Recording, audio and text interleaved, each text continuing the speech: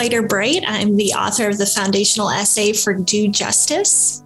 I am associate pastor at First Presbyterian Church of Neenah, Wisconsin, where I live with my family, my 2 young kids, and way too many animals on our little farm. I was drawn to the topic of do justice because that's core to my theology, that we are more than just rules, and we as a church are more than just a social gathering, but rather we are to be the hands and feet of God in the world, that we are called to act and live in ways that bring about deep and profound justice in the world.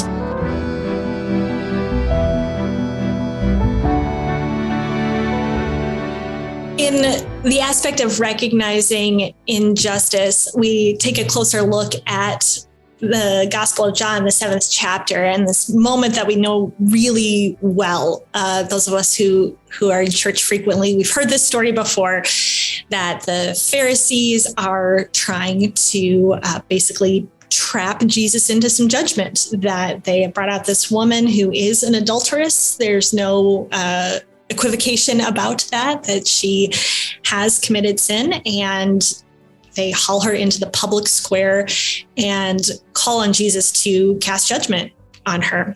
And in that moment, we have Jesus quietly and subtly embodying the way that we can recognize injustice. And he does it by a couple different ways, by getting himself out of the way. He kneels down. He invites their attention to shift from this moment of, you sort of envision a crowd of folks who they're riled up, they're ready to go, they're ready to enact some street justice pretty much. And Jesus creates this space and this pause and draws them into recognizing her humanity, and as a result, their own humanity, and the gap between that humanity and the version of justice that they are longing to enact.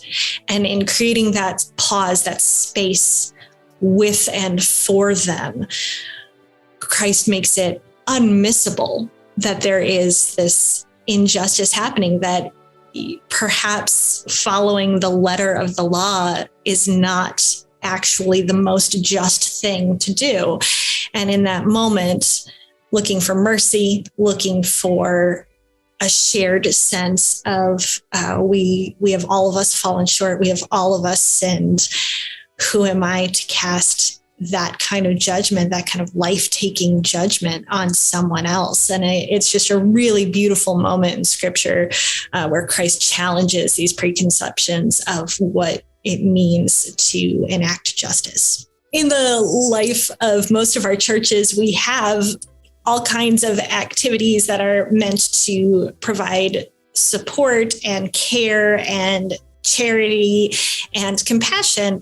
And so a lot of those things involve, feeding the hungry and having a food pantry or a soup kitchen or something like that, which is great. We are called to feed the hungry. That absolutely matters. But where we tend to fall short in a lot of our churches is a failure to step back and ask ourselves, why do these circumstances exist in the first place? What is the injustice underneath the fact that in our very neighborhood, there are folks who have such abundance that they can provide extra food for folks in need, and there are folks who are going hungry? And why does that gap exist? And so in each case, in each of our ministries and our churches, I think it's really important to ask the question of what's underneath the need we are meeting here. And then as we work to address those needs in the immediate, are we also working to address those underlying causes, those spaces of injustice?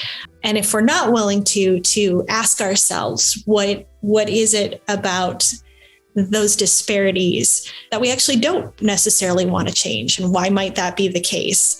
Those are really hard conversations to have as a community, but they're also really, really important if we want to pursue justice.